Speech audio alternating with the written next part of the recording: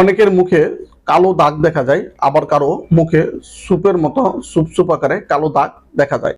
এই দাগ দূর করার জন্য অনেকেরই ডাক্তারের পরামর্শ নিয়ে দামি দামি ক্রিম ব্যবহার করে থাকেন, আবার কেউ বা বিভিন্ন কসমেটিক্সের দোকান থেকে বিভিন্ন নামি দামি বিদেশি ক্রিম ব্যবহার করে থাকেন।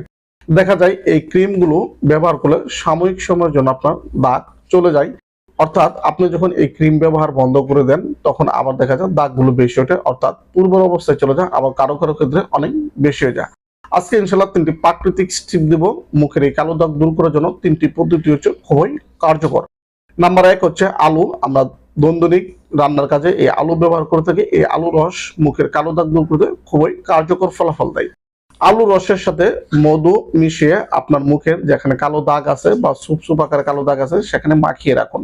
যখন শুকিয়ে যাবে মুখ দ্রুত করে ফেলুন। 1 সপ্তাহ যদি আপনি ইনশাল্লাহ এই পদ্ধতিটি অবলম্বন করেন, দেখবেন আপনার মুখের কালো দাগ অনেকটা চলে গেছে। দেখবেন প্রায় 70 থেকে 80 ভাগ আপনার মুখের কালো দাগ চলে যাবে। নাম্বার 2 হচ্ছে আনারস। আনারস মুখের কালো দাগ দূর করতে খুবই কার্যকর। আনারসের রস মুখের কালো দাগের উপর মেখে আপনি 2 থেকে 3 মিনিট বসুন। 20 মিনিট পর্যন্ত অপেক্ষা করুন। 20 মিনিট পর মুখ দ্রুত করে ফেলুন। দেখবেন ইনশাল্লাহ কয়েক সপ্তাহ ব্যবহারের ফলে আপনার মুখের কালো দাগ একদম নিমিষেই চলে গেছে। নাম্বার 3 তরমুজ। এই তরমুজ রস কালো দাগ দূর করার জন্য কিন্তু খুবই কার্যকর।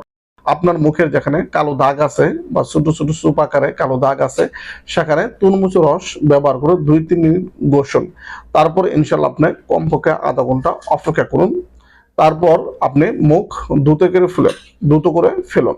ইনশাল্লাহ আপনি যদি এইভাবে 2 থেকে 3 সপ্তাহ এই 3টি টিপস অনুসরণ করেন, 100% কথা দিলাম আপনাকে, আপনার মুখের কালো দাগ দূর হবে ইনশাআল্লাহ। এই 3টি পদ্ধতি অত্যন্ত পরীক্ষিত মুখের কালো দাগ দূর করার জন্য।